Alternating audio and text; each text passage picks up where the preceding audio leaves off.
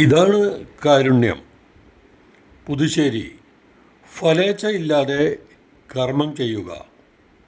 അതെ, പരസഹായം ഇല്ലാതെ നടക്കാൻ കഴിയാത്ത പുതുശ്ശേരിയിലെ പ്രായമായ ഒരു സഹോദരനെ വാക്കർ നൽകിക്കൊണ്ട് പ്രിയങ്കരനായ lion leader CA Vimal Venu MJFന് വീണ്ടും ഈശ്വരകടാക്ഷം ലഭിച്ചിരിക്കുകയാണ്.